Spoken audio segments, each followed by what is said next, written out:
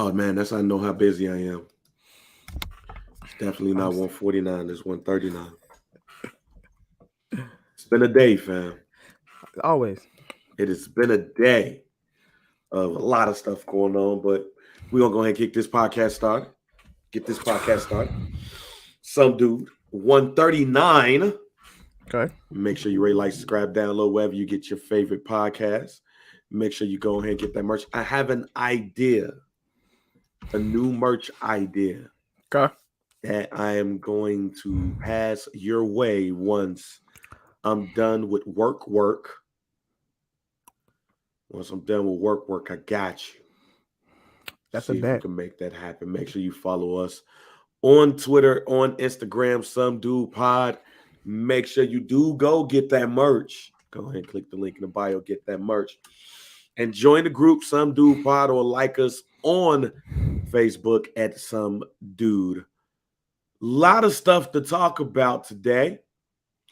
Um, especially about your favorite player in the NBA. Your favorite player in the NBA is back, man. He's back with his team. As you see, the name right there, K Hey. back.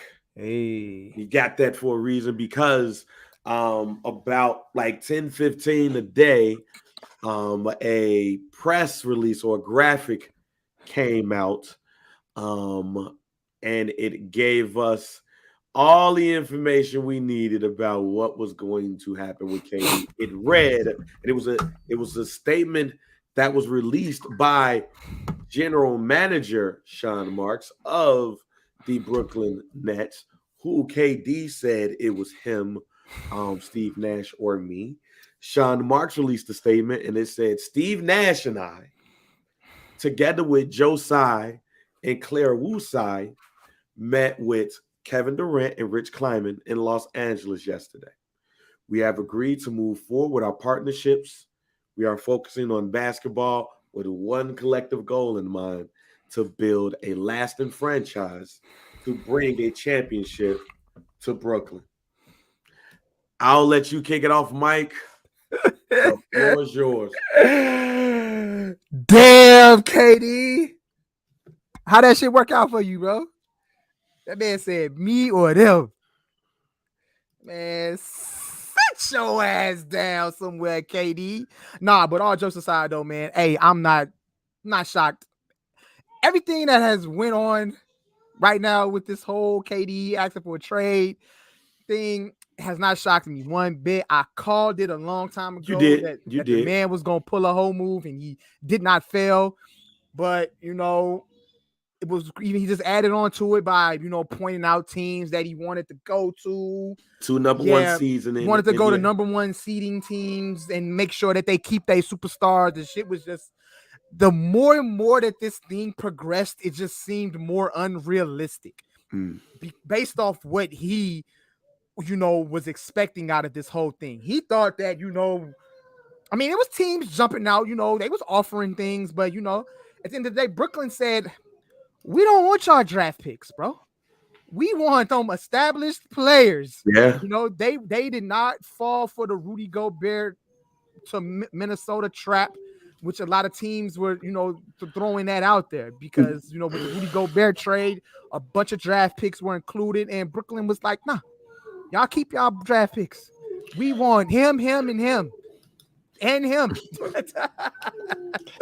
Okay, we don't want prospects. We want Right. the guys on the floor right now. So it didn't work out, it just didn't happen. And then KD, came out and said that he wanted it was him or Steve Nash and the general manager. All right, cool, bro. Like at the end of the day, we've been saying this, talk it out. Y'all really have a legit roster that can make a push to the finals. So it seems like they talked it out or convinced KD that hey, we have your best opportunity to win a championship, Do man, let me is let with me us. let me pause that real quick. I'm gonna ask you a question. Do you think they convinced him, or that he realized that there was nowhere else, there was nothing that was gonna happen? Well, you know what? I think he might have. Got multiple questions here, I Mike. think it's more so he realized that this really wasn't a realistic situation because at the end of Okay. the day, I don't think he needs them to convince him that he actually has a legit chance at winning, minus the coach. If he has a problem with Steve Nash coaching, that's one thing. But you can't say that the roster that y'all have and y'all gonna put out on the floor is not a contender. You can't. There's no way KD can sit here and say like, "Hey, the guys that you got around me is not gonna work," because that's legit bullshit. Yeah, we said this on the pod that team presently constructed is a contender for the NBA championship. So I did not understand what he meant as far as the future of the team when they literally have all the pieces in place, including now Ben Simmons instead of James Harden, who's younger. And at this point of his career, somebody will debate with you that Ben Simmons is better than James Harden right now. Ooh. I said somebody will. I need to see it. Yeah. But James Harden looks smaller and more in shape.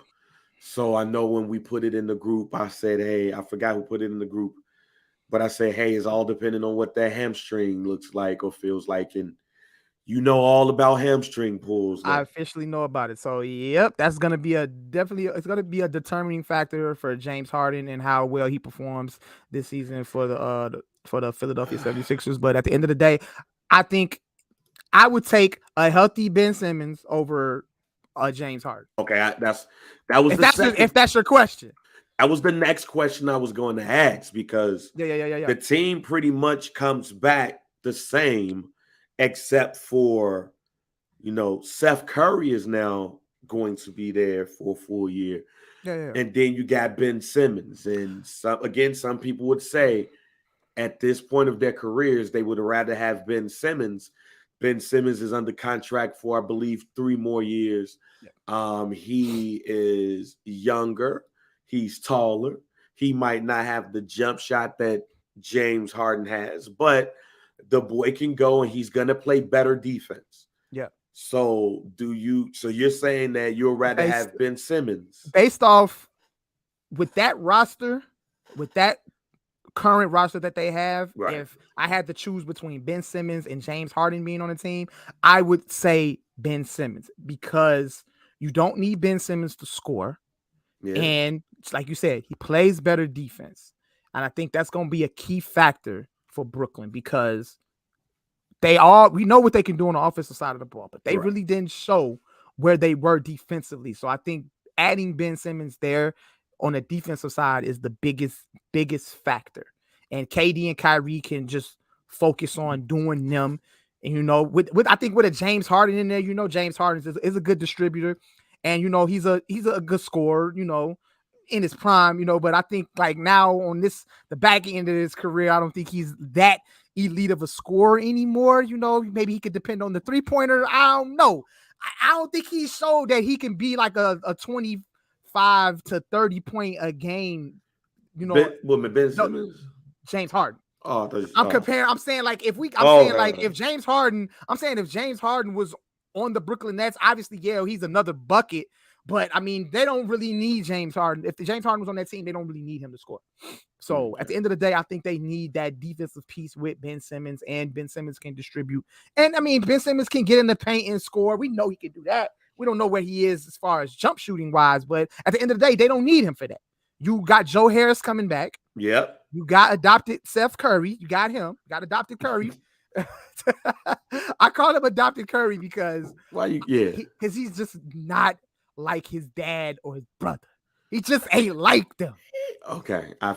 As far as shooting. No, he more like his daddy than his brother. He cool. Like, he like you, bro. He more like Dale. Yeah, he more like Dale, but Dale was cold, though. Dale was not cold, fam. Stop it. So Seth is a better shooter than Dale? Yes, don't let the internet look. Interesting. Yes, Steph is more efficient. Maybe. Dale, Seth Curry. Yeah. Stephen Curry is the best shooter in NBA history. Fact. His daddy ain't that. Okay. His daddy is Seth. I'm a streaky shooter, but when I go off, I can go off. All right, cool. You don't see you can't go to YouTube and see too many Dale Curry hot games, fam. Yeah. Like let's. Nah, but at the end of the day, all jokes aside, though, Seth Curry has definitely emerged as a better basketball player overall. So, he's definitely a solid piece on the squad. So with Joe Harris, Seth Curry, and then you add TJ Warren, who didn't play last year. So forgot the GOAT. We don't really know where he is at, but that's a key piece. That's a key piece right there. Key piece. Bruh, the GOAT. I forgot the GOAT is on the team. Wait, why is he the GOAT? Why is he the GOAT, fam? He is the bubble GOAT. Oh, yeah. That's right. That's the greatest NBA player in bubble history. He might not have took home the ring, but TJ Warren is the greatest bubble player in NBA history. And I don't even think that is close. Okay. Like, if you TJ Warren had some of the most iconic bubble moments. I remember. He averaged 26 and 6, 6.3 rebounds in the bubble, G. Yeah. Okay. Went off in the bubble, fam. But he had a 50-point game in the bubble. He did. He had multiple 30-point games in the bubble, G. Yeah. TJ Warren is the bubble GOAT. So putting him on this team with KD, Kyrie, Ben Simmons, they might have a big four. Okay. This is a big four. With them three and TJ Warren. I ain't finna go ahead and say all that, but he's a key piece. He's a guy who could probably be a solid 6 man. Bruh. I don't know how they're gonna play him. I don't know if he starts or you put him as a 6 man. Be a 6 man. It's the best second unit in the history of the NBA because they have the bubble GOAT. All right. TJ Warren set out 2 years. I can't tell if Banks being serious right now. He set out 2 years in Indiana because he won't be there. I don't know if he being serious or not, but at the end of the day, but TJ Warren is a key piece, and then you bring back Patty Mills, and you also got Nico Claxton. And so, hey, the squad is there for you, KD. You can't say that the pieces aren't assembled for you. Man, I got the bubble GOAT, G. It's a wrap for everybody in the East, G. They got the when he get hot, this nigga, this is a clown. Yeah, nah. TJ Warren's the bubble GOAT. All right, he's not being serious, y'all. I'm being very serious, fam. TJ Warren is the bubble GOAT, and a healthy TJ Warren with Joe Harris, adoptive Curry, KD, Kyrie, and Ben. They're the deepest team in the NBA. Definitely deep, though. Definitely a deep squad. Deepest team in the NBA.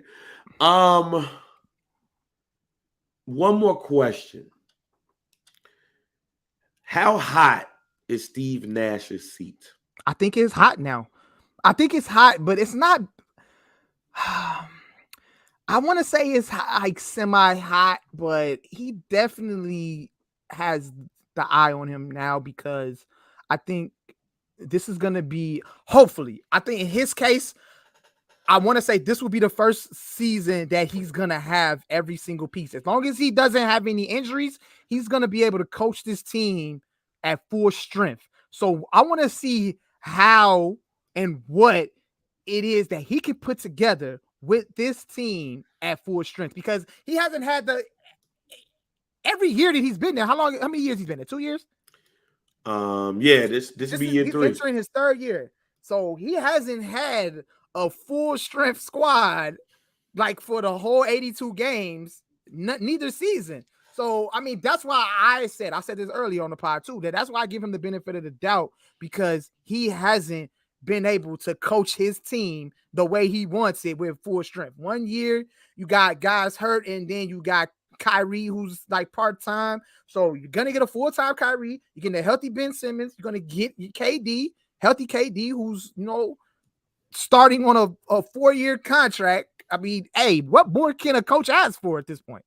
You get this is the ideal situation for him. So how he coaches this squad, I think tells us a lot about him. So if this team underperforms, then Steve Nash is on the hot seat for real. Could this be his last season in Brooklyn if they, don't accomplish at least the NBA Finals? Might be see you later, Steve. Mike, that's my opinion. Mike, Steve Nash's hot seat, his seat is extremely hot. It's boiling. Okay, It's cool. boiling. All right. It is boiling hot. I'm giving the man the benefit of the doubt because, like I said, I think he's been dealt a bad hand 2 years in a row as far as like what he probably was expecting to accomplish with what he had on the floor. So, hey, that's why I'm giving him the benefit of the doubt. So I think this year, I think like, yo, if you don't accomplish what needs to be accomplished, and that's at least the Eastern Conference Finals or the NBA Finals, I think it's over for him. But go Mike, ahead, proceed. That shit boiling hot. Okay. That shit boiling hot because of what KD did. Mm-hmm. I was gonna say that too. Because of what KD did, all of the eyes of the NBA are going to be on the Brooklyn Nets, the entire league. And what's crazy is because of the fact that KD requested a trade, the NBA made the executive decision to put them on less national TV games. Yeah. They would have been a Christmas game. Think they add them on there? You can't. Damn. You can't. Damn. KD. So something tells me that KD's trade request messed up the league more than what I'll talk about with Patrick Beverley and his tweet, right? Sure. Whereas they are in the number one market in the NBA with the best player, or at least number two in the NBA. And the whole story after the season was him requesting a trade. And the league basically shut down because you was waiting for this to happen, because you did not want to sign or spend money if you were somebody that was looking to get Kevin Durant. But since it went on so long, the league was like, yo, we can't put this team under the bright lights because we don't know what he's going to do. Now, there are certain games, especially in the middle and the late in the season, that you will find on TV that wasn't. The Bulls wasn't scheduled to have a whole bunch of national TV games last season, but when they started winning, it was like, let's move some stuff around. You can't move Christmas around though. Yeah. Because Christmas is more than just, we got some games. Yeah, we'll definitely get that. Advertisers and everything that you got to think of. So, for sure. Since it's been on so long, and we had a demand, an ultimatum that was sent, Steve Nash is now the one that has to perform, because you know KD is going to perform. I think part of the reason why KD rescinded his trade request is because KD is not the type of person who's going to sit out until he's traded. They had already came out the day before, said that we're not entertaining no trades for Kyrie Irving.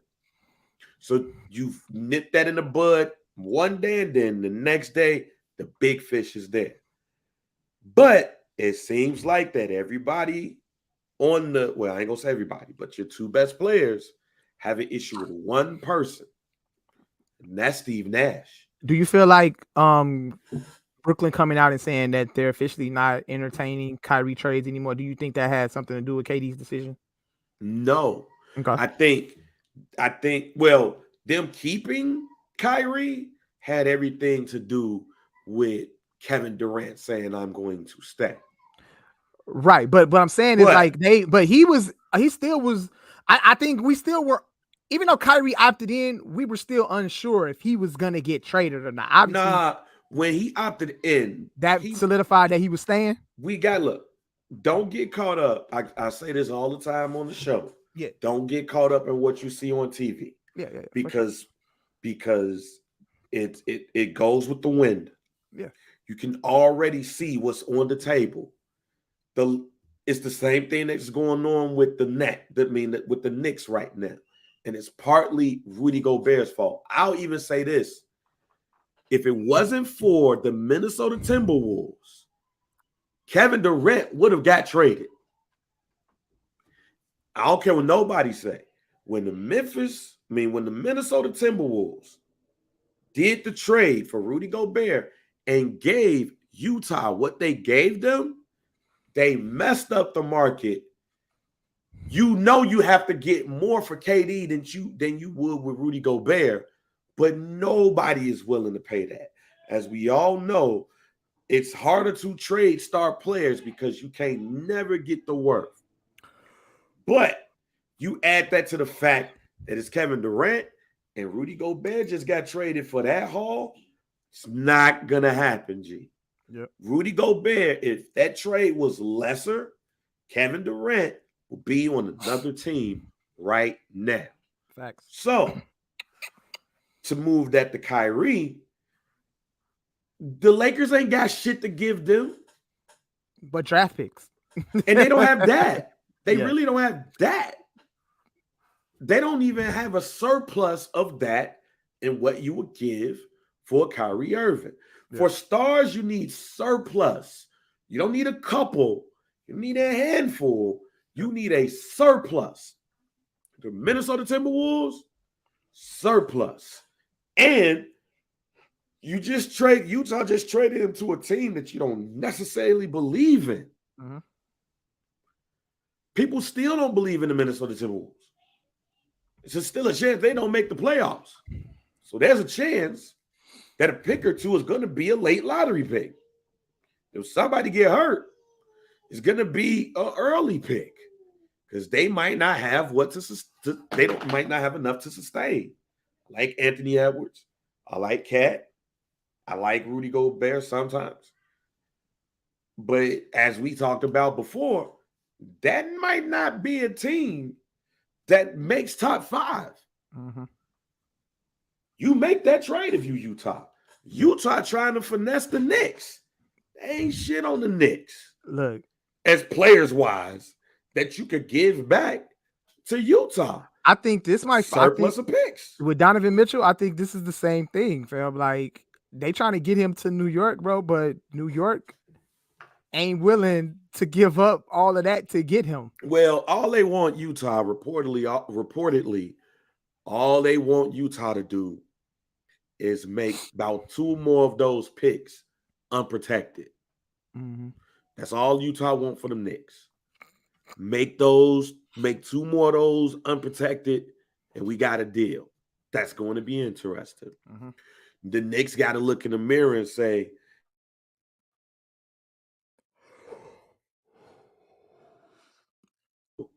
enough to keep us in the playoffs and make us more attractive to say a Giannis in a couple of years. Let me ask you a question as far as that trade is concerned. Does that trade happen? Does RJ Barrett have to be involved in that trade? I wonder if you can't get the unprotected. I feel like that trade only happens if RJ Barrett is involved. If you're not, I don't see Donovan Mitchell and RJ Barrett both in the backcourt. I can't really see that. Well, no, it would be. Then you got Jalen Brunson too. RJ Barrett would be to play the small. He'd play the 3. Okay. And then it would be Donovan and Jalen Brunson. Okay. And then the 4 would be Julius Randle or the 5.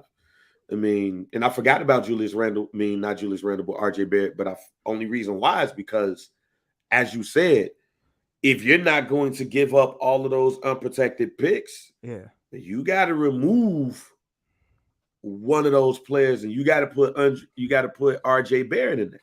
Okay.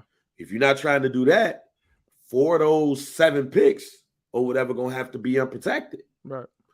But that's the struggle of trading a star. I think Donovan Mitchell is a star, not a superstar, a star. So if you having that issue with him, with the Knicks, who's desperate, what you think the rest of the league gonna do when you trying to get Kevin Durant, but the Brooklyn Nets like, we need all of this. Mm-hmm. It's like and you're not willing to give that up. So I think KD saw the writing on the wall that because of everything that's there and what you have to give up. Even the team that you go to might be bare.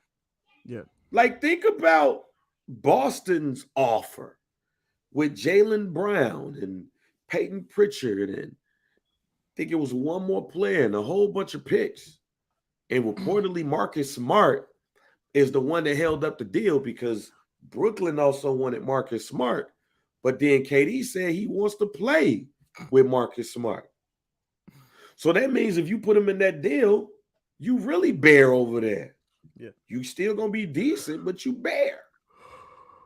Let's go to Memphis, because earlier in the day, the talk was the Memphis Grizzlies may be a team. Not gonna happen, bro. Jaren Jackson, Desmond Bain. Gotta be involved. A whole bunch of picks. You're not trading. I'm not giving you Dylan Brooks and 4 picks. Yeah. No. So again, it's the haul you got to get back, give back. And then if I go to that team, how good is this team? With me and one more star player, because it's dependent on the star player. So he had to come back. But now he comes back to a team that's fully loaded. If they get off to a slow start, Steve Nash will not make it out the first month. KD should have requested that trade right when free agency. Well, he should have requested that trade when the season was over. Nah, then maybe they would have pulled the move before Rudy Gobert the Rudy Gobert deal happened. Nah, I think either way it goes, nobody in the league was expecting Rudy Gobert to get traded for all of that. All of that, yeah. It's just like Lamar Jackson. Yeah. I don't know if y'all saw, but Lamar Jackson said that once the season starts, he ain't negotiating no more. That's a wrap. Okay, cool. But then the word came out that Lamar Jackson was offered a contract similar to Kyler Murray. Ain't nowhere in hell he's taking a contract similar to somebody who is not a top 5 quarterback in the NFL. And in some cases, you can argue and say that he might not be top 10. It comes out that Buddy has, they put the even though they took it out, they put the clause in homie contract that stated he had to like do 4 hours of study time. Mm-hmm. What? Go out there and bet on yourself, Lamar. They took it out. I mean, no, he's already like, I hate when people use that term for people like Lamar Jackson. You're the only thing else you can do to prove yourself is win a Super Bowl. You are a unanimous MVP and one of the top 5 athletes. So you saying don't play until you get the deal? I would not, fam. That's too much because, again, I told y'all last week, I don't trust them white people that own them teams. I tell my ACL, like, I'll give you a perfect example of my trust issues when it comes to that level. Let's say it's December, week 16, and Lamar Jackson tears his ACL. That means he's not playing next season. Facts. Yeah. So I'm thinking, man, I did everything for this team. Everything. And the record was probably 14-2 at the time. I've done everything for this team. I led this team to the best record in the NFL. But I tore my ACL. I gave up my leg for this team. Next thing you know, the offseason come. Well, not we don't know next year. We don't know how efficient he's gonna be when he does come back. So. Right. You a person that you need your legs. We don't know how you're gonna be, but we want you on the team. So we ain't gonna give you Deshaun Watson money. We're gonna give you this. Nah, that's why I'm not setting foot on the field until I get a if he got 4 years, a 4-year, $235 million contract. All guaranteed. All guaranteed. No way. It's not my fault that the Cleveland Browns did the dummy. It's nothing to do with And me. I said it on the last pod. I mean, what difference do it make? Y'all got it. Who else y'all paying on that team? Mark Right. Andrews? That's it. Nobody. That's the only weapon. And like Yes. I had mentioned on Facebook a couple of days ago about how I slipped and I got into a debate with somebody that I had no business getting in a debate with anyway, because I don't do that shit no more. We just have conversation. You see, as long as you pay attention to the facts, whatever you go with after that, go with it, but base it off the facts and not opinion, because that's the worst thing you can do. I told y'all on this pod, I am not the biggest Keith Sweat fan. I will never say make it last forever is terrible. That's how much all that shit when it comes to debates, too much time and energy. Yeah. I wasted too much time and energy on my little homie, Rock Smooth, who was saying that Roquan Smith wasn't worth the money that the Bears was paying him, and they shouldn't pay him, and they're a rebuilding team, and they pay him, and all they're going to do is win 6 games. And I'm like, why you did that, man? We literally sat on this pod and we broke down Roquan Smith numbers. But that's what I did. I like gave him the numbers. You should have sent him the link to the pod and told him fast forward to whatever time frame we were talking about it, and then you just should have left it at that. Hey, you're right. I fucked up, Mike. But to bring that debate up, yeah, like people don't understand next man up when it comes to the bread. Derwin James got a deal which made him the highest paid safety in the NFL history. In the last since 2018, he's only played 36 games. Yeah. I am not discounting the talent of Derwin James, because the San Diego Chargers right now was my pick to win the Super Bowl as long as he is healthy. Because with him and J.C. Jackson already gonna miss 2 to 4. But if him, J.C. Jackson, and Ashanti Samuel Jr. in that defensive backfield, Khalil Mack as your one end and Joey Bosa as the other, an interior line that's dope, with the offense you got, you should win the Super Bowl. Yeah. I'm talking about not only talent, but when these things happen, when it comes to money and when it comes to trades and things of that nature, it's the timing has to be right. Roquan thought the timing was right for him. The Bears was like, no, we ain't going to give you that. Was going to end. Guess what? I looked this up online, Mike.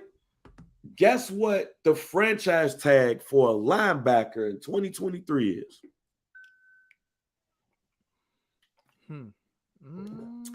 $18 million plus. That's the tag? That's the tag for 2023. If the salary cap don't go up. If it goes up and somebody else get paid too, it might go up. Yeah. It's not going to go down. Roquan Smith balls out, you're going to have to pay him more than you offered him the year before. Yeah. Then you're like, let's franchise him.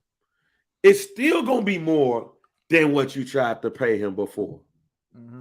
That's betting on yourself. Yeah. Lamar Jackson, especially when you got all the stats and everything, but you haven't been defensive player MVP, or you have the most tackles since 2018, and I forgot what the stat was, but only 4 linebackers, including Roquan Smith, has this specific stat line, and the other 3 linebackers are Hall of Famers, one including Brian Urlacher. Lamar Jackson is a former unanimous MVP, clearly one of the best quarterbacks in the league, clearly one of the best athletes in the league, and the dude who ain't played in a year and a half is the dude who gets the $230 million. You got to pay him more. Facts. And I'm not stepping out on that floor. Bringing it back to KD, KD, I truly believe that KD just went on a smoking binge. Because, looking at the David Letterman doc, he smokes. I figured that. Yeah. I just think KD just was like, it's the off season. I'm a blow. And one day he was high in his chair. And he said, he called his agent. Like, look. He called Rich, was like, get Brooklyn on the line. Tell him I want out. I want out. He was high doing it though. Oh my God. I want out, fam. I don't want to be here no more. Rich was like, you sure? He's like, yeah, man, I don't want to be here no more. You high though. Yeah, I know, but I get my best thoughts off when I'm high. Yeah, I might ask for a trade. And then he sobered up. He came home from London. He chilled out. He sobered up. Was like, I'm gonna go all in since I'm there now. And now he like, you know what? Fuck it, I'm gonna stay. I truly believe Kevin Durant smoked some real good and tried to make a decision that was not gonna happen. Nah, I ain't letting him off the hook like that. I think he tried to strong arm the Brooklyn Nets. He thought he was going. I believe KD actually thought at one point in time when he actually requested that trade, and he wrote down he wanted to go to the top teams, Miami Heat and the Suns. He thought that shit was possible. He actually, in a point in time in his mind, he thought like he was gonna be side by side with either Jimmy Butler or Devin Booker. He thought that, and he thought he was gonna be able to pull it. I don't know. Ain't got nothing to do. KD thought he was above the law. That's what he thought, nigga. Fuck that shit. I ain't bailing him out like that. Yeah, he thought he was above all. No, son, it ain't going down like that, fam. Because at the end of the day, like you said, you created this shit, fam. This was the team you put together. You ain't going nowhere. Especially after you signed for 4 years, bro. But I don't know what it was that made him think that they was going to be able to pull that shit off. But he thought they was going to be able to pull it off. I think, I don't think it was because he was high, though. I don't think he was just also hallucinating shit. That trade was more than possible until Rudy Gobert got traded. Sure. And when Rudy Gobert got traded for what he got traded for, it was like, damn. That's how the Nets was. Yeah. Damn. We ain't gonna be able to do that shit, fam. We ain't gonna be able to do that shit. So, all power to him. What do you see? What do you see the Brooklyn Nets though? Do you see them as the Eastern Conference Finals favorite? 1 seed, 2 seed, Eastern Conference Finals at least, bro. At least, fam. And I don't see them starting off slow neither. Like I don't see it happening. I don't see them starting off like they better not, Mike. I can't see it, yo. I can see them dominate with a healthy KD and healthy Kyrie, fam. With a healthy Ben, bro. I just don't see nobody stopping them. Like I'll say this, because I also believe that if they don't win this year, the trade is gonna happen. Sure. Because you don't have to resign Kyrie Irving. He has 1 year left on his contract. He's a free agent after this season. So I really believe that this is one more year of this. Sure. And if it does not happen, Kevin Durant will be on another team next I think it makes sense after that, bro. Like, because this is of what? This will be 4 years of this experiment. But oh, yeah, I get it. But they can't go on no slumps. They can't go on no slumps. So they gotta be on some dominant 73-9 Golden State Warriors type shit. I'll put it to you like this: just look at it for motivational purposes. KD wanted to be out, but he wasn't able to get out. Kyrie Irving has been talked about by Stephen A. Smith and damn near everybody about his stance on from everything from his stance on the vaccine to him wanting to play only 60 games. Remember that joint came out. I don't think that was true at all, but it was funny. That Kyrie Irving said that he only wanted to play 60 games in the season. You got that going on. You got Ben Simmons, who wants to prove everybody wrong, all of the doubters. Stephen A. Smith said Buddy ass look good. And he said some shit today about Ben Simmons said that he can shoot. He just chooses not to. It's like, well, you can't shoot. You got Joe Harris, who's healthy. You got Steph Curry, who wants to win a title like his brother. You have TJ Warren. You have TJ Warren, the best bubble player of all time. This team has to win 60 to 65 games. They got to go 65 to 17. They have to dominate the East. And the thing is, when you look at all of the teams, to me, there's only one team. There's only two teams that I believe that can really keep up with them. One is the Milwaukee Bucks because of Bully Ball and Giannis. And the other team is the Boston Celtics because they bring everybody back and they bring back Malcolm Brogdon, which nobody's really talking about that. I don't trust the Philadelphia 76ers because of still health of your star players and Doc Rivers. I mean, Joel Embiid he played healthy for majority of the regular season. He caught a bad break in the playoffs, with the eye injury. But but at the end of the day, Joel Embiid, I was very pleased to see that with all the falls that he takes, he didn't have anything happen to that knee, because that's what I was really concerned about when it came to him. Now with the face injury, that was just a tough break. Well, but I get what you're saying. I'm cool with that. It's only two teams to me. They got a chance at the boys. Sure. And from a draft pick perspective, a person that nobody's talking about for Milwaukee that I think is going to have a good rookie season is MarJon Beauchamp. Yeah. I think he went to the perfect team. So I think that those two teams are the teams that's going to keep Brooklyn at bay.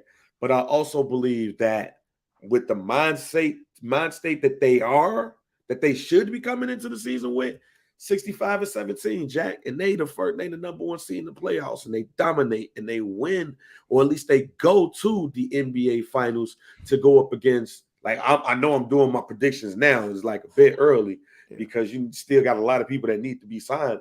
But even from a West perspective, I don't see nobody beating the Clippers, but the Clippers. I don't see nobody beating Brooklyn, but Brooklyn. That should be your NBA Finals. I'm not sold on the Clippers. I'm not sold on the Clippers role players. Kawhi and Paul George, cool. Man, but who they got as role players? They got John Wall coming off the bench, fam. We don't know what in the West. With John Wall. Hey, John Wall been healthy for a year and a half, G. The only reason why he ain't playing Houston because Houston was trying to trade him. Yeah, and they basically gave that boy $40 million to sit down. And the year he did play, he played like half the season with Houston. He looked okay. But I ain't talking about them. I ain't talking about the stars. I don't consider John Wall a role player. He's still a star. I mean, he gonna be the sixth. John Wall gonna mess around and be the sixth man of the year, and they got the best coach in the NBA to me. Okay. That's the other part too. But there's still early predictions. We're still early predictions, but I mean, Golden State is the only other team, and it's going to be between them two. That should, barring injury, your Western Conference Finals should be the Clippers versus the Warriors. And just thinking about what everybody was saying, the Warriors barely got through Dallas and somebody in Memphis. I already told you I think Memphis taking a step back. All I'm saying is that, and this prediction might change, but I don't think it is. If they come in with the mind, like Kawhi ain't played last season too, them two teams should not be on bullshit. But there's only one of those coaches that's on the hot seat. And if they don't start that season off with a bang, hey, Steve, we tried it. We out.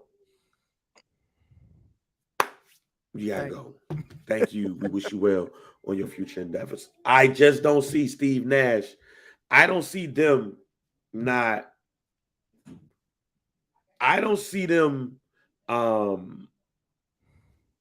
being a contender with him anyway, the way that I believe. So everything that I'm saying is because the players. But Steve Nash, like you say, like it was one of the things that you said that I get what you're saying, it was just confusing to me. where you talked about Steve Nash's program, like he hasn't really had a chance. I don't even really think Steve Nash know what his program is, G. And if that is the case, then that's not good. And but is that because he doesn't know what he's gonna get when he step out on the floor? Like with his team, like he was what never is it? he was never a head coach. But he was never in the position. Like he was a point guard, of course. But then look, I mean, not that this deep Mike D'Antoni, I would never do that. I'm not in a position to do that. But he came from an offense that people said you couldn't win with. Yeah. Like people said that you couldn't win a championship with that offense. That's the offense you led and ran. Yeah. So I don't know. I mean, I believe that Steve Nash is one of the best point guards in NBA history. But look at some of the point guards that's out there and look at them as coaches. Like, and look what type of point guard they were. I just don't know if Steve Nash is going to make it this season. Well, again, like I said, I'm going to give him the benefit of the doubt. And I feel like, hey, if he don't have a program, if he don't have a program intact, he need to get one. He need to get one. Because this is best case scenario for him going into the season.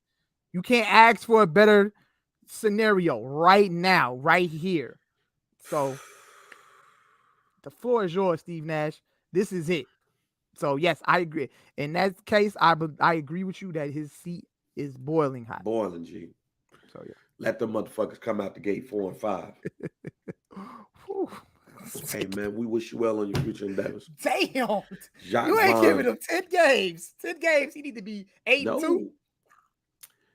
Every week, every month. Like, when you look at the box score and they say the last 10 games. Yeah. That shit should never be under 7. Damn. Never be under 7, G. He's on thin ice, fam. He's on thin ice. Before we even move on, I want to shout out Scott and Joe. Hosted their 79th for Hallis 200th episode. Shouts out to them and the team. Definitely had some dude love up in there. So I want to shout out to the team on that one.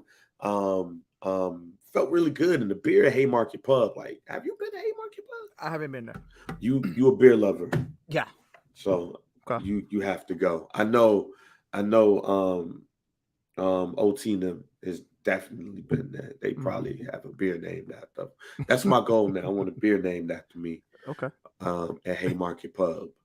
I think I did a great job hosting that night. As you see my voice, I'm trying to get it back because I'm hosting tomorrow. We should get a beer called Some Beer. Some beer. What you want? I want some beer. Oh, I got a perfect beer for you. Some beer. That's some great search engine optimization. What you want? Some beer. Oh, Haymarket Pub. It's like a mystery beer. Right. Haymarket Pub. I think I did a great job at hosting. I would love to craft my own beer. I will not make no malt liquor. It will not be no Schlitz malt liquor. Like we could work together and have a nice little ale. Yeah. Some lager. IPA. For sure. But I thought I did a good enough job to have my own beer, man. And then tomorrow, I know I know this is gonna air on Thursday, but people that's watching on social tomorrow, shouts out to my man 7-1 Viper Crew compilation show at the Promontory. Go ahead and get your tickets today. Join us at the Promontory. I Am God is gonna be there again. Lord SC, Easy O'Hare. Definitely a couple of names that we've heard from WindyCityUnderground.com. Oh, I gotta talk to you about some stuff too. Yeah, I talk to you about some stuff. But yes, it was a great joint. Y'all make sure y'all be there. Some Dude Pod. Go to the music real quick. Couple of things happened musically. It was real fucked up. We mentioned it last week, but just to go into detail, man, Swizz Beatz and Timbaland are suing Triller. Yeah. Over Versus for $28 million. For sure. Triller said that they've given them 50 already. Triller said that we ain't recouped everything yet, or Right. something. I think they came out with a statement and they, pretty much said that, we love Swiss and Timbo, and we appreciate everything they've done so far, but we haven't recouped all the money or whatever it is that they've put into this shit in a nutshell. I think that's what they said. So I don't know. They said Timbo and Swiss ain't they can't get that money yet. I don't know. Something like that. And that nature. If you got any more to add on to that, man, go ahead. Man, I'm gonna I never was big on the Triller deal and all that shit like that. I mean, I get it. I always watch verses on. I'm going to read the quote from Triller. It said, "This is truly unfortunate, and we hope it's nothing more than a misunderstanding driven by lawyers. Yeah. We do not wish to air our dirty laundry in the press, but we have paid Swiss and Tim millions in cash and stock. No one has benefited as much from Triller to date. Triller has helped Triller has helped fuel Versus to new heights, making it the global cultural phenomenon it is today. We hope to resolve this amicably and quickly, and truly hope that it's just a misunderstanding. If we're forced to defend it, we are more than optimistic that the truth and facts are on our side." It's a good statement. Okay. So I had no issue at all with them selling. Yeah. Triller. Selling Versus. Mm-hmm. As we remember, my issue is them not selling it to Apple. Yeah, because we enjoyed the presentation on Apple. Presentation for Apple and everything was great. Yes. I was like, if you're going to sell it to somebody, sell it to them. Man. Larry Jackson over here doing all this stuff. And the screen looked crisp and clear. We got the playlist that come right behind it and everything. Yes. I think what was attractive with the Triller deal was the stock options and ownership. You were not going to get ownership within Apple. Not going to do that. Yeah. But with Versus, it's the smaller company too. Let's go ahead and take over the small ass company. So I think that was the allure, the stock options, and giving everybody on that went through Versus stock options too. Yeah. That was the allure. Boy, that allure went quick though. Yeah. And like I said, I don't have any problems on the sale. It's just who they sold it to. But it's, and this is not to diss my people, because I get it and I understand it. But what they thought Timbo and Swiss was going to take on all of that overhead themselves by doing Versus. Like, now Versus is not done in your home. Pandemic is over. Yeah. I don't know why everybody expected Versus just to be from your phone. Like, no. It has to evolve. Yeah. And with evolving, it's money you got to spend. Yep. And they might have money, but they ain't got that overhead. And people just think it's just as simple as just get this here and get this there. With the money that was offered, I sold it too, as long as I have a controlling interest in making sure that the platform stays. Mm-hmm. It evolved. It turned into more of like a concert or show. Mm-hmm. You bringing it on stage. Yep. You got people there. You got to pay for all that. Yep. Pay for all of that. And then these people are now, you think these artists are going to be doing Versus for free? No. During the pandemic, because you ain't had shit to do? Maybe. For the love. But when people start seeing millions and millions of views, they're going to say, hey. They see millions and millions of views, and also people are seeing their streams go up. Motherfuckers gonna want to cut. Yeah, the trade-off can't be, hey man, you get on this platform, but as you see, motherfuckers' streams go up 540% after they fuck with us. No, I can say that's cool, but because I might not even get all that money, Mike. Facts. No, this is show money now. Yep. This is a different type of show. I need show money. So I get the sale. It's just disappointing because the way it sounds, nobody handled their business right. And then Triller has been in the news because they had convinced, most notably, influencers of color to come to their platform and give them money only to not be paid. I can see Isaac Hayes the third right now. Or Isaac Hayes Jr. I can see Isaac Hayes saying now. I can see him saying, I told y'all all this shit was gonna fail. Come over the fan base. I can see it. Because he's been preaching this shit for a while. Get off of Instagram. Get off of TikTok. Come to fan base and get paid to be on here. Yeah. So I can already see Isaac Hayes just like, told y'all this was going to happen. Mm-hmm. Now, with that being said, when I look at all of this, it's just rather unfortunate, but I think we are part of the unfortunate part because we wanted something to stay where it was at and not allow it to grow and give it the legs that it was only given. Mm-hmm. And as DG just said, and what I had alluded to, all the stars with a piece are only locked in with Triller. Mm-hmm.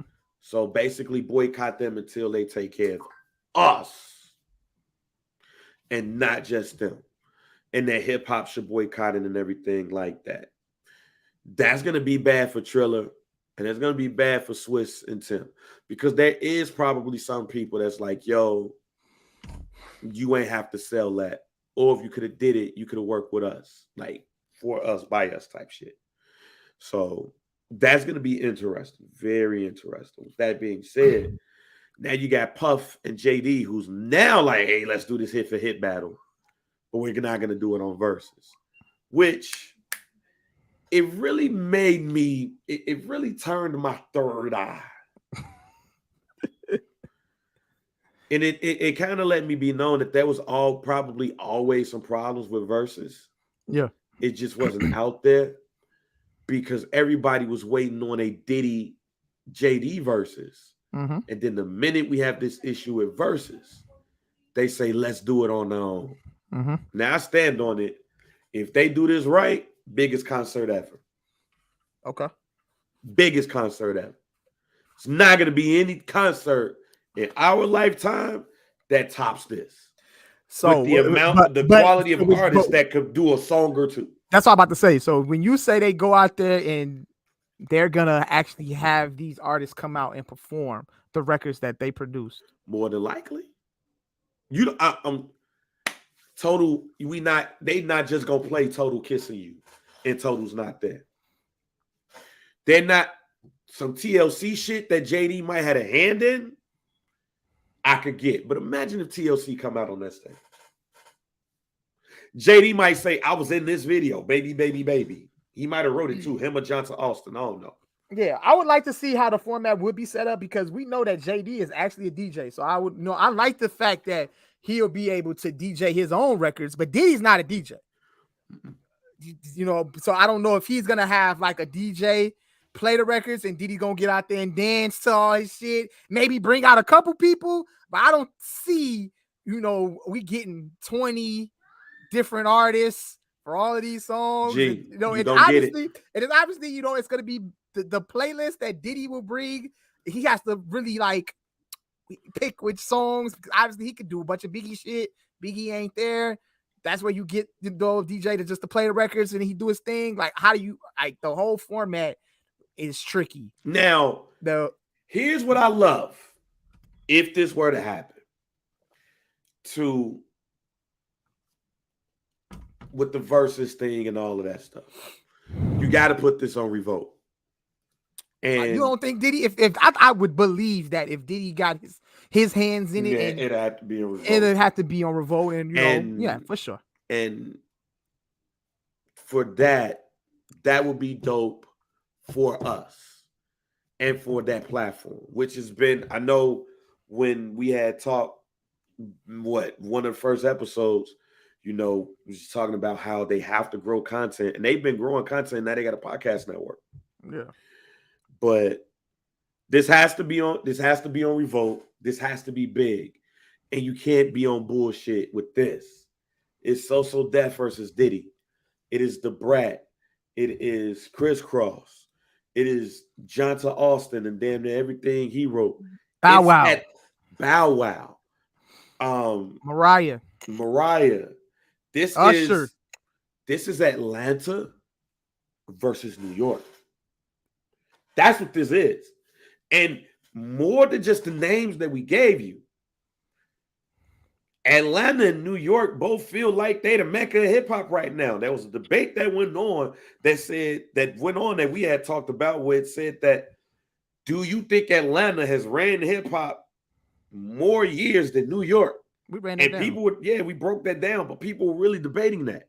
Yeah. If So Def versus Diddy happened, So Def versus Bad Boy happens, that were to happen, it is more than just Jermaine Dupri and Diddy.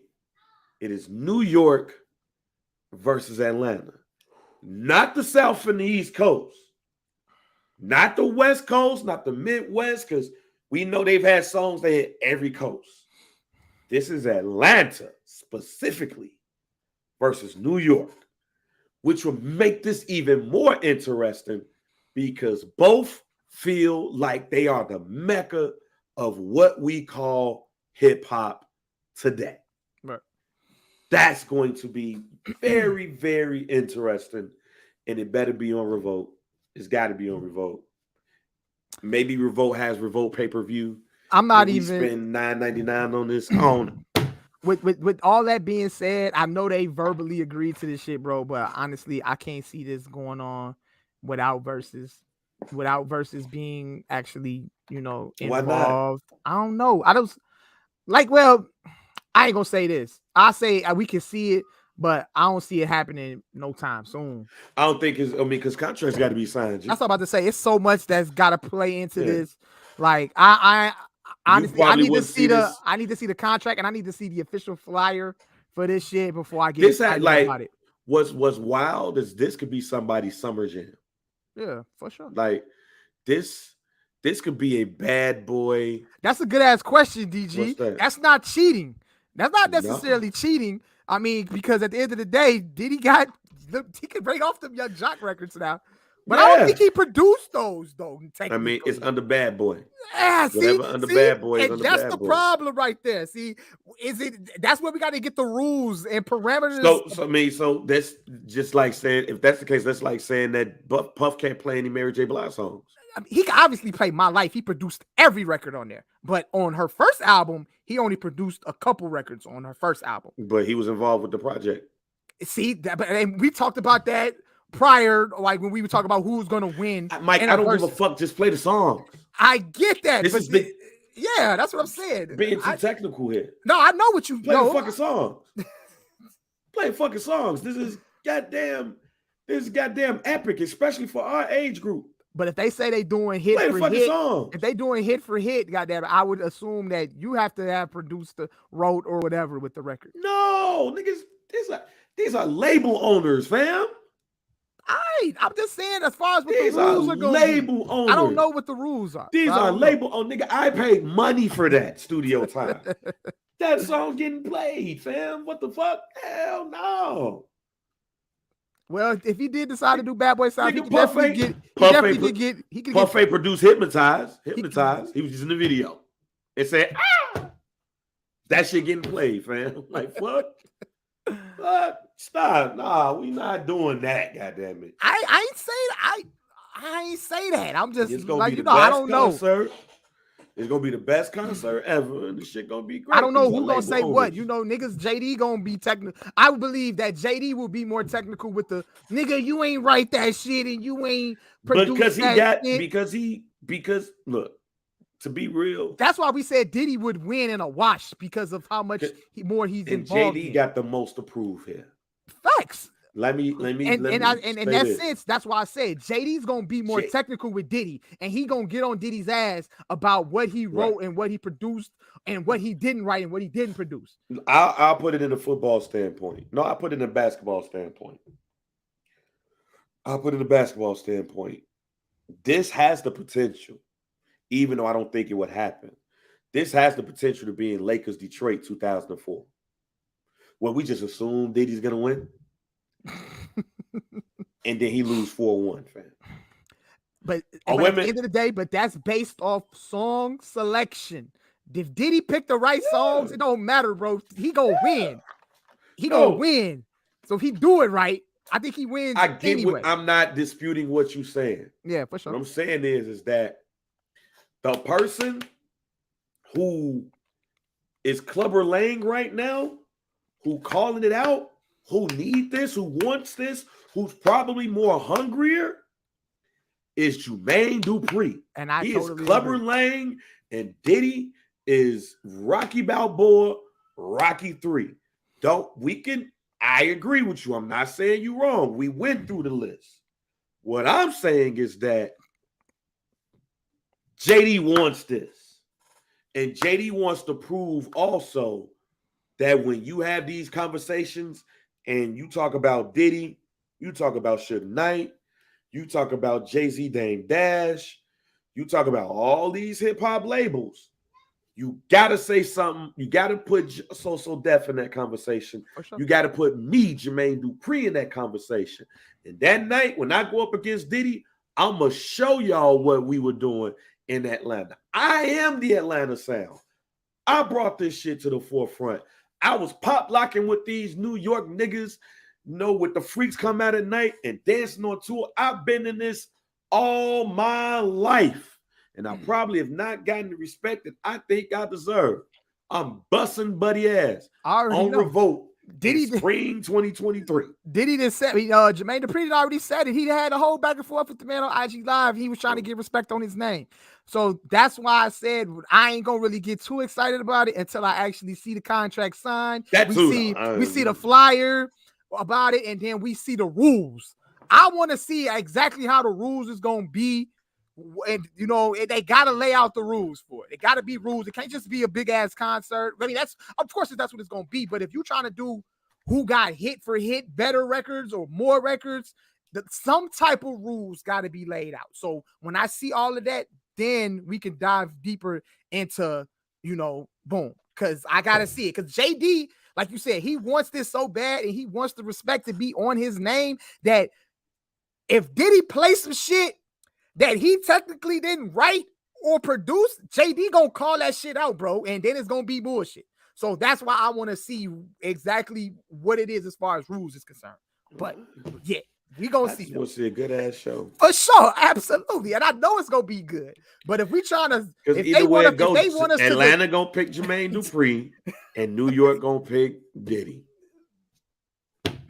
Hey.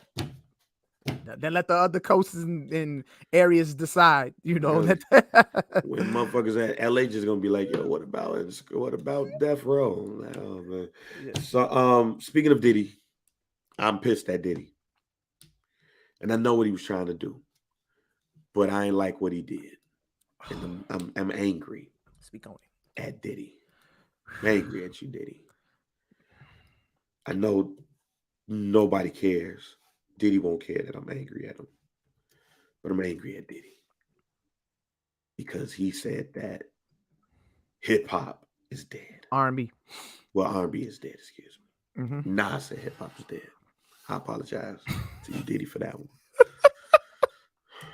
Diddy said R&B is dead. Matter of fact, he said... Can I get a R&B clip in context? Because I know he said it, but I want to hear exactly. You have a quote or a clip? He said R&B is motherfucking dead.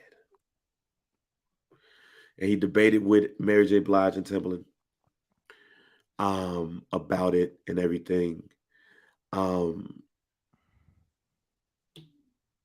mean, it's pretty much what was just said. Like, there's no attention to R&B, and I'm probably gonna keep it more funkier than I probably should, but I am. You see, I got my serious voice Yep. going on. But he talked to a number of people, Tank, Timbaland, Mary J. Blige. I think Kalani was on that joint on the live too. He called Tank the Teddy Pendergrass of this generation, and all of that stuff. But it was a good conversation. Mm-hmm. Now, a lot of people blamed him for R&B dying, and I disagree on that. Oh, come on now. That's totally now look. I disagree with Diddy when he say R&B is dead, but yeah. I definitely I've seen that quote a million times where people were saying Diddy kill R&B. Yeah, y'all like that don't even sound right, bro. Like the amount of records Diddy could do of 20-song verses of R&B records. Let's just be clear about that with Diddy. Here's gonna be my complaint about the whole thing about the R&B is dead thing. Because R&B is not dead. I told you, R&B is not dead. It's just people just hate searching for music. We've had this conversation. People just hate searching for content. And to even go deeper, right? When we were growing up, the dominant form of music was R&B. Now, Puff did have a part in blending hip hop and R&B. But as the 90s went up, the love for hip hop did too. And the radio, who would only play hip hop after 6 in some cases, start blending hip hop into the urban format even more. So then you got Billboard, who now makes an R&B hip hop chart. Hip hop also is the form of music who are now debating about being number one, while Usher and them just singing. They're just making us dance.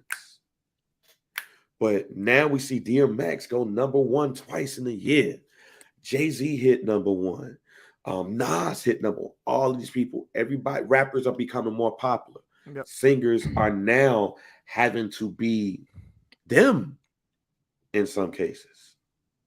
But they're singing. And then with that, because part of hip hop is raunchy, R&B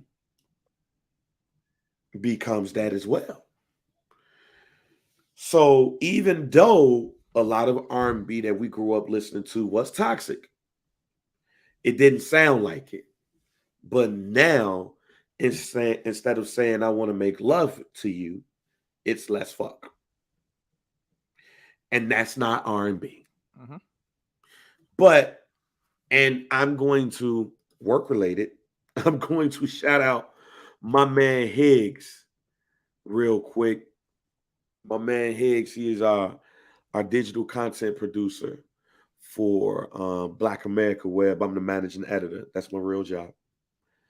He created a post on Black America Web, basically just saying that R&B is not dead. Here's some artists who are pushing the culture forward with R&B. Mary J. Blige, Lucky Daye, Ella Mai, Jasmine Sullivan, Steve Lacy, Usher, her, PJ Morton, Money Long, John Baptiste, who won Album of the Year.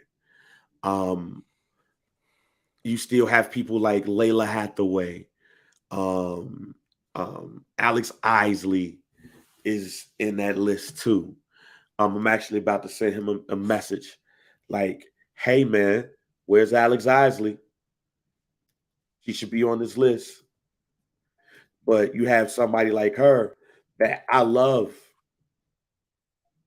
And would I think that she should and others should be on this list? Yeah, or should be on the radio and all that stuff? Yeah. But hip hop is the dominant genre right now. And a lot of women and men at a certain demographic are choosing not to listen to R&B. So the R&B music has to go to the urban AC station. And in some cases, some of these cats are too young, so people don't want to put them there. So R&B is stuck in the catch-22 here.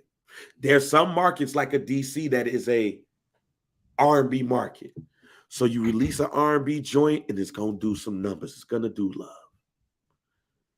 It's like, yo, this is great. But when you don't see music videos, when you'll hear them on the radio because you're hearing rappers who sound like R&B singers. Because Young Blue is, I guess he's an R&B singer. I'm not dissing Young Blue because I like Young Blue's music. But you see where I'm going. But you have all of these artists and Kenyon Dixon and Moonchild and others, Masego and BJ the Chicago Kid and all of these acts who cold, fam. Snow Allegra, cold. But in some cases, there's not a place for them on the radio. There's not. This is not a place for them on the radio. And I think which don't help them at all. Are you saying that with Diddy saying that? Is he saying that R&B is dead commercially? Like, I think compared to how it was back in the 90s and the 2000s. That's what you have to say commercially. Yes. Because even if you look at TV, all we hear is rap shit. Yep. When we see these commercials and all of that, that's all we hear is rap shit. When you turn on the radio, all you hear is rap shit. Commercially, it's dead. But that don't mean, but jazz can be considered dead commercially. And other formats can be dead commercially. But R&B musically is in a great place. You just got to go listen to it. But to Diddy's point, we didn't have to do that. So that's why we consider it dead. And it's not, man. It is. I probably listen to more R&B when I'm driving around, when I have the car. I'm listening to more R&B than I'm listening to hip hop. But that's where the Mary J. Blige's and all of that radio is always going to put them in there. But they're not going to do that with everybody else. And again, you got this side, and then you have the other side, whereas if I put this song on the radio, man, somebody might tune it off. Mm-hmm. They just might tune it off. And I ain't trying to take that chance. So if I get an R&B song, I need a song that sounds like R&B to put here. It's only a handful of artists now compared to how it was in the you see that shit all the time in 99 that can get on the radio R&B wise. Like if you turn on the radio, this is just an experience that I have if I so happen to turn it to WGCI Power 92.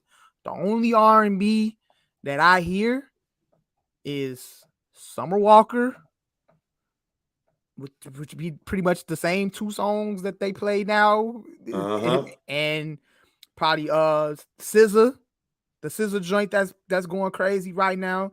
But like you don't really hear it. But they're great artists. Don't get me wrong. But radio and just caters to a certain kind of R&B, and it's like almost toxic R&B that you got to cater to. That's what's considered commercial. What did you say about Summer Walker? Summer Walker makes Madison and Pulaski R&B. Who's listening to the radio? Out west.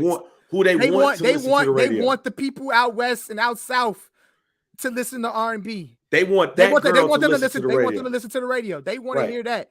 That's what they cater to. Like radio is saying, "Oh, we playing that Summer Walker, come over here," and they gonna play it. And that's what you hear on the radio. We playing that Ella Mai, we come over here. Yep. We're playing her, come over here. when at a time when we was growing up, Luther's over here, Patty's over here, 112's over here, Jagged Edge's over here, You don't even Case really is hear over here. Chris Brown got a whole Chill's album over out. here. Chris Brown got a whole album out. I haven't heard a Chris Brown song on the radio Man, this year from his new album. Fam, No Guidance. When I heard that on V103, fam, I was like,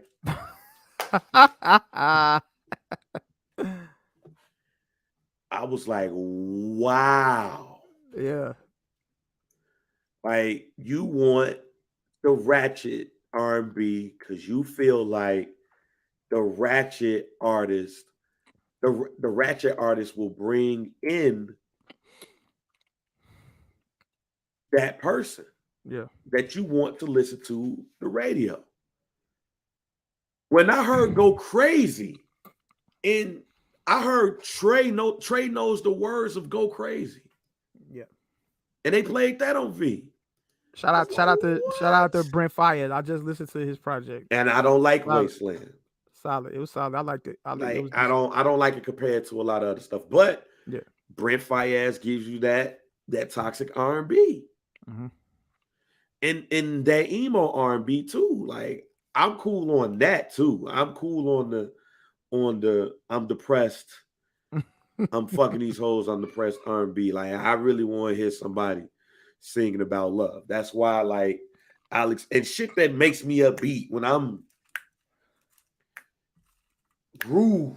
Hey, if it counts for anything, Beyonce got the #1 record in the country. If y'all would have considered that R&B, Beyonce, hey. I mean, it is. Hey, Beyonce got the #1 record out right now. Well, Nicki Minaj does now, but Beyonce's the top 5. Nicki Minaj got the best, has the #1 song in the country. Yeah.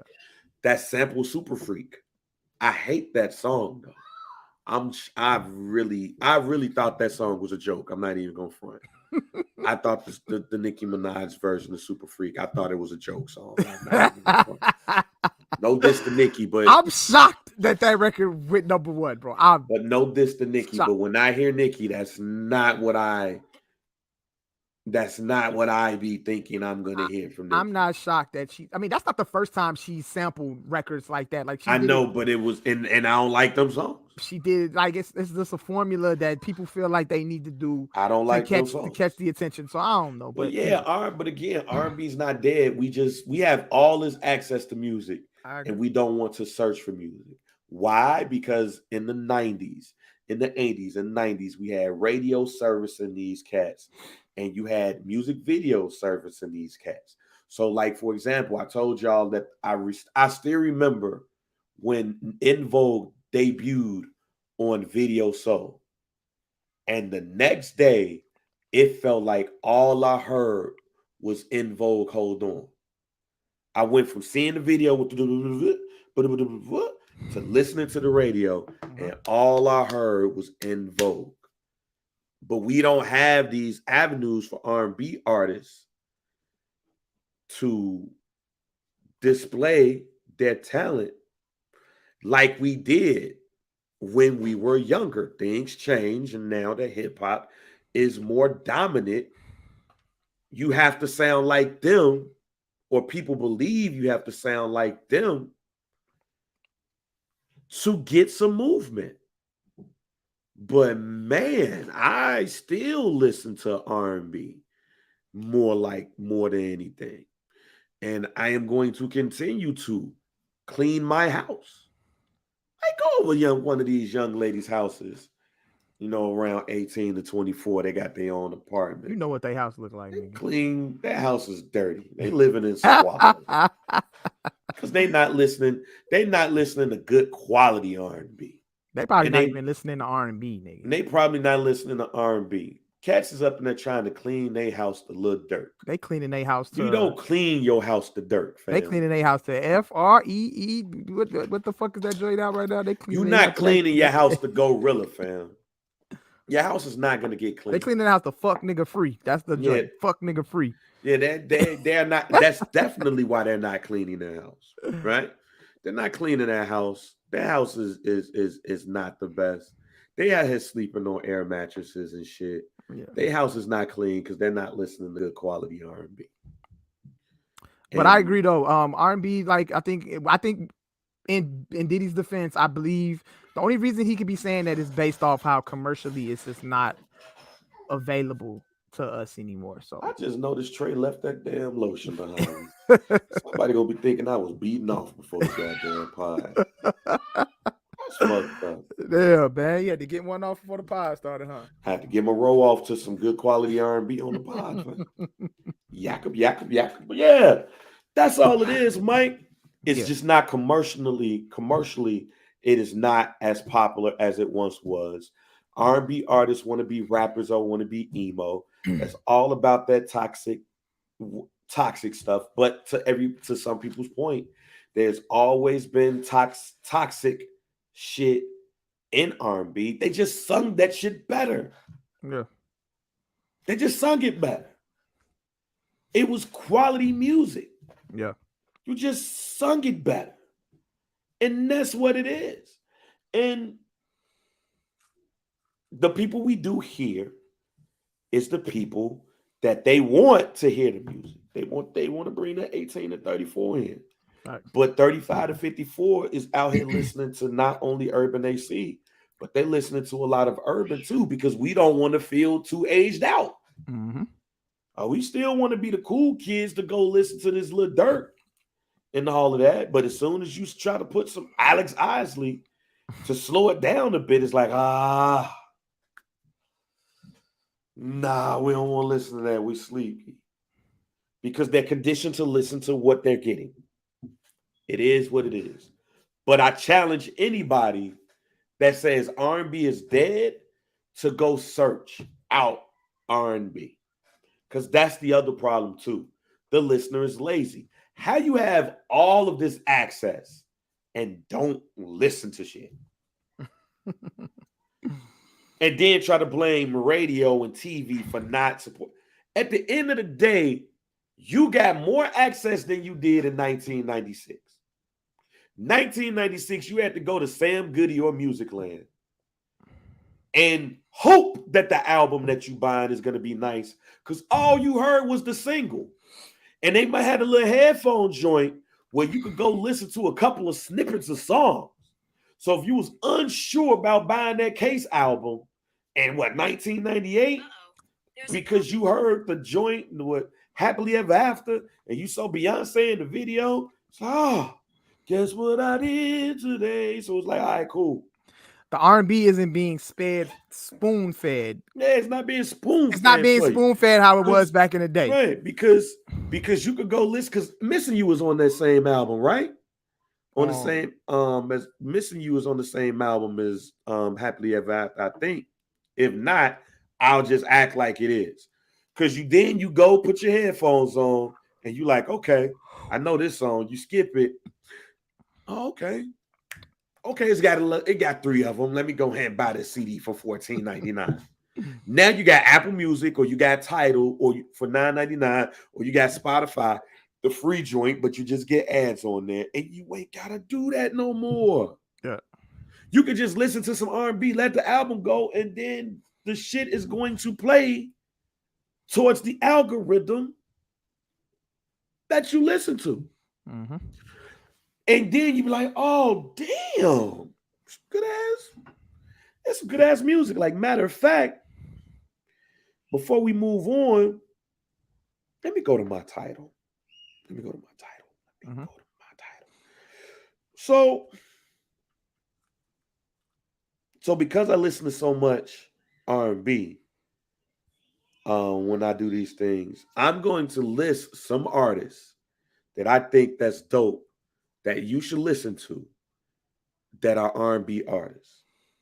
Dixon, India Shawn, Manny Wells, Ant Clemens.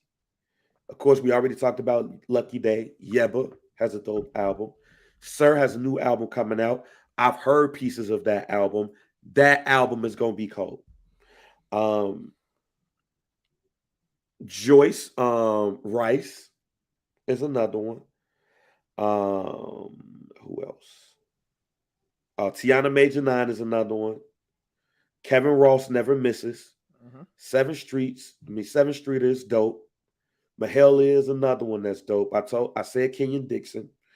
He has a song called Love on Replay with Tiffany Gooch. I think that's how you say her last name. Alex Isley is another one that I've already talked about. I love her album. Her album is one of my favorite R&B albums of the year. Ty Dolla $ign has a dope song called, Monica has a dope song called Friends with Ty Dolla $ign. That's dope. JoJo out here singing better R&B than a lot of people. Of course, Jasmine Sullivan. Alex Vaughn is another one. She's from the DMV. She's dope. That's all I'm gonna give y'all. I think I gave y'all enough. See, there we go. Faded Pictures was on the same album as Happily Ever After. Yes. And Faded Pictures is one of my favorite songs. That's, you cut that on. Me and my cousin D, we casing Joe, fam. Still to this day. We casing Joe. So there's quality R&B. Gave y'all a whole bunch of people. Y'all go and listen to them. But don't complain that R&B is dead when your ass ain't listen to them. Blue Water Road from Kalani is one of my favorite albums of the year too. Season, of course, but we talked about Kalani earlier. Babyface is doing an album with all R&B singers. He got a dope ass song with Kalani. He got a dope ass song with Ella Mai. He got nothing but him and women in R&B. If I don't hear none of y'all talk about Babyface and all these women, your houses are dirty, both men and women. I don't want to hear it. Maybe with this Diddy saying R&B is dead, maybe we'll get a nice little surge. No, you won't. I'm telling you, because niggas is lazy. Yeah. They're lazy. They don't want to search it. They don't want to go after the good R&B. They it's dead. Nah. It ain't dead, G. Stop playing. Yeah. Go listen to some good quality R&B. Some dude pie, man. R&B is not dead. Y'all just ain't listening, and y'all lame for not listening. But I just gave y'all a whole bunch of lists. I gave y'all a whole bunch of people to listen to. And y'all go ahead and listen to some of those people. Before we get out of here, though, got to talk about the news that Dana White has spread it. Mr. Chatty Patty. Now, I want to get your thoughts on this. There's a UFC fight. I should have put some money on it because I was going to pick Leon Edwards by knockout.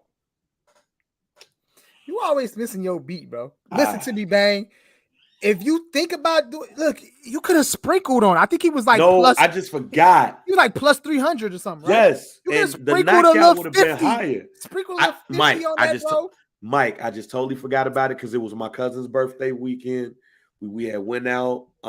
We had went out to Wicker Park. Got home. The fight was over. I totally forgot. I totally spaced, Mike. But on this one, I missed my beat. But during that telecast, ESPN and Omaha Productions, Peyton Manning's company, did a different watch with the Gronk family. Dana White was on there, and Dana White said that Tom Brady and Gronk was basically guaranteed to go to the Las Vegas Raiders, but John Gruden nixed it at the end, which, if you go back to what came out early in last season, before the season start, Tom Brady was on the shop, and he talked about a team who he thought everything was straight, but then they was like, nah, we good. And he was like, y'all going with that motherfucker? It looks like that motherfucker is David Carr. Damn. Derek Carr, excuse me. Damn. Stories and timeline matches, fam. Dana White being Chatty Patty. Gronk didn't deny it. On the shop, Tom Brady said that y'all went over that motherfucker. Turns out that is the Raiders. Damn. So my question to you, would Tom Brady won the Super Bowl with the Las Vegas Raiders? Shit, why the fuck not? You gotta Shit, who they got over there? They got Waller. You got Hunter Renfro, Gronk, Brady. Yeah, for sure. For sure. I don't see why not. I don't see why you can't, put something together. That team ended up making it to the playoffs though the first year with Gruden, right? After Gruden got fired, they still ended up making it to the playoffs though. Am I correct? When what you call it took over? I think they made it to the playoffs. they made it to the playoffs last year. Okay. But I mean the year the Bucks won a championship now. Yeah, but with Gronk and Waller and Renfro, Brady, I mean, hey, that's a recipe for excellence right there, bro. I feel like if you got Tom Brady under center, you got a chance. So, Gruden, you fucked that up big time, bro. So yeah, I can see them competing.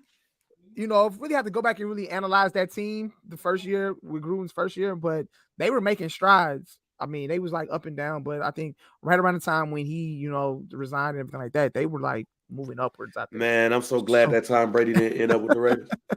Why not? Because Tom Brady would be retired right now. That offensive line was leaky. Mm-hmm. It still is leaky. Okay. That's one. Derek Carr survived. I mean, yeah, he survived, but he's also younger. He's a younger and more mobile quarterback. Yeah. But remember, he did get hurt that year because Marcus Mariota had to play a couple of games. Yeah. Leaky offensive line. Okay. That's one. The other thing is that defense that the Raiders had wasn't better than the Bucks. The Bucks won that Super Bowl because Tampa Bay Buccaneers defense. Yeah. I know we got Tom Brady who did his thing. Yeah, can't say they won't have a chance, but I mean, I don't know. I ain't gonna say they would have won the Super Bowl, but I mean, they would have definitely made the postseason, made a run for it. Who knows? But I wouldn't say they, hold up the Lombardi that season or maybe the year after, over there, but definitely be contenders in the AFC for sure.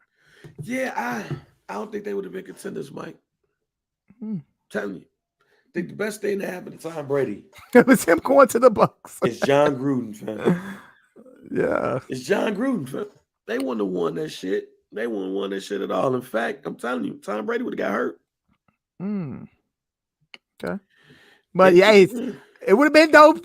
I mean, I don't know. Like I said, I never would have imagined Tom Brady playing in any other jersey than a Patriots jersey. So, hey, who knows? I mean, I guess he looks better with the Bucks. I don't know. But that's crazy though. That's crazy though. I mean, I don't know if that worked out I don't know if it didn't work out for the Raiders regardless. I mean, but at the end of the day, they are building something over there. They just re-signed Derek Carr long term. You got not technically. Technically, they could get out of that contract this year. So that's gonna be interesting. So you scoop Devontae Adams, you bring back Waller, you got Renfro back. Raiders looking good. But how about your Cowboys? Still to be determined, but we got us a punt returner though. I know that for sure, baby. I'm excited about that. That's the one thing we know if one person is gonna make the team. Yeah, we got a guy, KaVontae Turpin. Shout out to that man. That man returned a punt return and he returned a kickoff return to the residents. So I see we got a punt, right? Punt and kick return. Punt return and kick return to the house. You can't cut him. Can't cut him. He made the team. But as far as the Cowboys is concerned, I mean, hey, bro, I don't know yet. We gonna see everything. Is still to be determined, bro. We got. I mean, some of the guys is doing their thing. As far as on the defensive side, like the draft picks we got, they getting in there making plays, and we just won against the Chargers, so that was that was good to see. But I mean, I don't really know yet what we gonna look like on the offensive side of the ball. As far as like, is that gonna be protected? Because last year our offensive line, we didn't play with the whole offensive line. Not one game last year. Somebody on the offensive line was hurt. Yeah. Every week. So we really, it's to be determined what Zeke is going to look like, to be determined. I thought Dak is going to ball, but is he going to stay protected? We don't know yet. So I'm still to be determined. But we got us a kick returner and a punt return. And I like the fact that we solidifying that because that means CeeDee Lamb don't have to return kicks. That's Because they true. had CeeDee Lamb returning kicks last year, and I didn't like that shit. So that takes that burden off CeeDee Lamb to us to have a solidified punt returner and kick returner, on special teams. So I'm liking that. But as far as like where we gonna be at, I don't know yet. All right, so Because before I still got us winning the division. I know that for sure. I know I'm gonna pick the Cowboys to win the division and not off no bias shit. I just feel like regardless, still we the defending NFC East champs. Somebody got to take the crown from us until then. So I'm picking the Cowboys to win the East. Well, next show we're gonna have our predictions and everything. Yeah, we'll have the predictions and everything like next that. Next show, predictions will be ready. Before we get to our hot takes, did you see the Game of Thrones, new Game of Thrones, House of Dragon? I haven't watched it. So I'm good to watch this because this is technically a prequel. So I could watch this and then I could dive into Game of Thrones afterwards. No. So what you're saying is, I got to watch Game of Thrones before I watch this? I think you should watch Game of Thrones. Well, I'm watching Euphoria right now, so I'm not going to be able to get to Game of Thrones right now. Well, watch House of Dragons, but I got to watch it again myself. So, but this is the prequel to Game of Thrones. But it's like 2,000 years before. Right. So I could watch this and then, catch up on, and then I could wait. Nah, because like some of these niggas, I knew niggas. Like some of these niggas, I knew niggas. And some of these niggas is like meeting our grandkids, grandkids, 200 years from now. Mm-hmm. They ain't gonna know who we are. Okay. Like I don't foresee like in 22, my descendant talking about me like, yo, hey man, my great granddaddy J.R. Bank was lit, boy, in some type of pod or some shit. Like, no, I don't foresee that. So yeah, just go ahead, but watch them in tandem. If anything, watch them in tandem. Okay. Because yeah. But I'm on Euphoria right now, so. But that's cool. All right, man. So, but yeah, watch it. I'm gonna watch it again a little bit later today. So what was your reaction? What did you? My reaction was like, okay, I see where they going here. I see. I had to check some names to make sure who was who and all of that stuff, and all of that. But yeah, like DJ said, we're at some of the first of his names and all of that stuff. But it was one thing, just like in the first episode of Game of Thrones, I talk about how I kind of stopped watching it because, brother and sister was fucking, and then one of the kids saw it and he pushed the kid out the window. Like, fam, you fucking your sister from the back, fam. You ride your sister out, fam. Who does that? This is nasty. You push them and make him break his back. And now he the king. Like, that's wild. So, anyway. But it's something that happened in this episode that I was like, damn. Ooh. So, go ahead and watch it. Okay. Any hot takes? No, I ain't got no hot takes. All right, I have a hot take, Mike. Go ahead. I finally have a hot take. Okay. I am so mad at the national media and how they doing the Chicago Bears. Okay.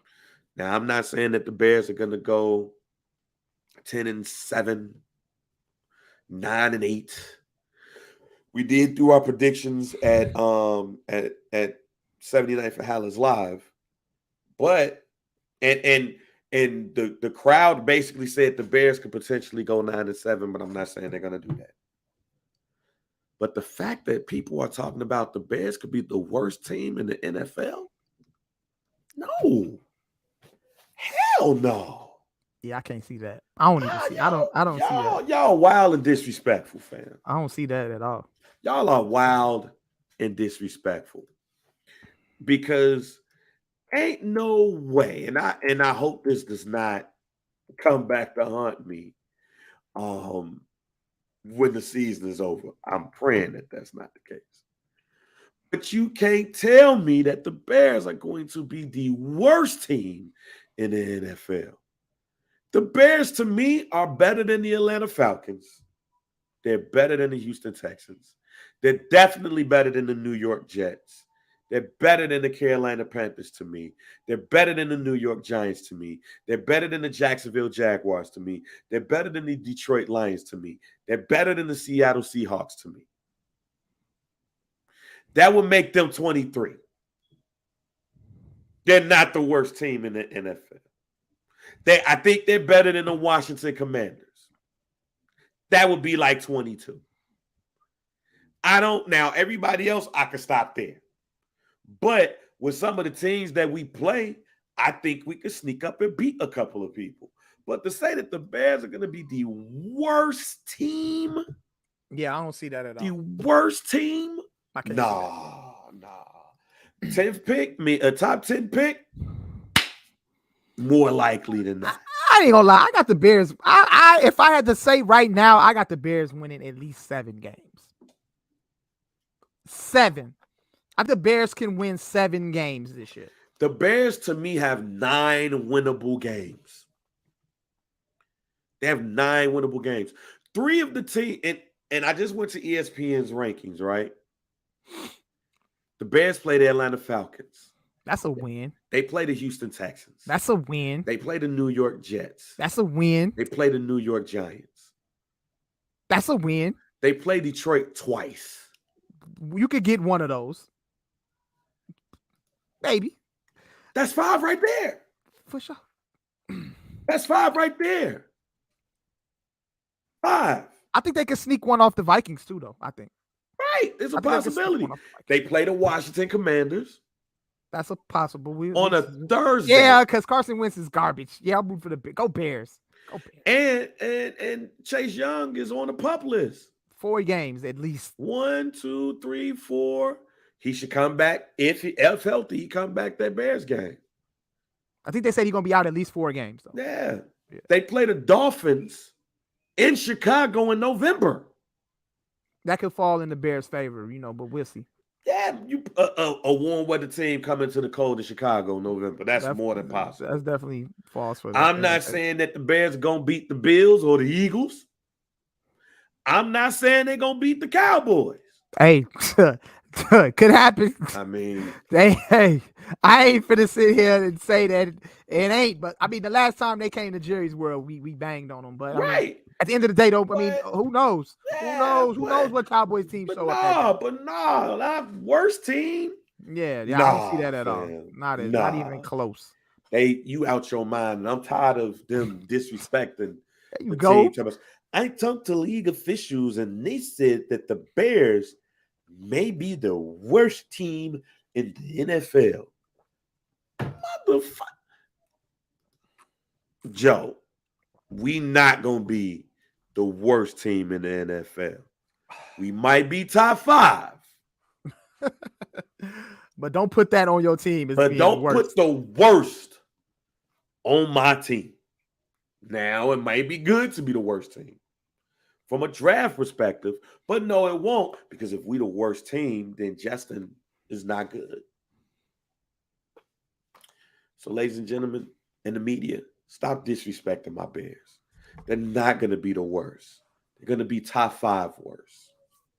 That's a difference. End of soft mic. Bang said what he said, man. All right. Hey, yo, some do pop. Before we get out of here, tonight, I'm doing the draft picks. I got the names right here, y'all. Look at that. Look at that. I ain't got nothing to do with the draft picks, y'all. Look at that for both leagues. Who gonna go where? Who gonna pick where? We draft it next week. So get ready. We're gonna see the order. I'm gonna do it later on. Facebook Live around like 7:30. But yeah, let's get to it. Some Do Pod. Make sure y'all rate, make sure y'all like, make sure y'all subscribe. Like us on Facebook at Some Dude. Join the group if you haven't already. Hashtag Some Dude Pod. If you in the group, hashtag Some Dude Pod. Invite others into the group. Let them get involved with the conversation, the debates, the hot takes, and all of that good stuff like that. YouTube, the What Digital. Make sure you subscribe there. Twitch, the What Digital. Twitter at Some Dude Pod, at Mike B _CHR, at JR Bang. Twitter at Some Dude Pod, at Mike B _CHR, at JR Bang. And yeah, that's all we got, man. We out of here. We signing out. Peace.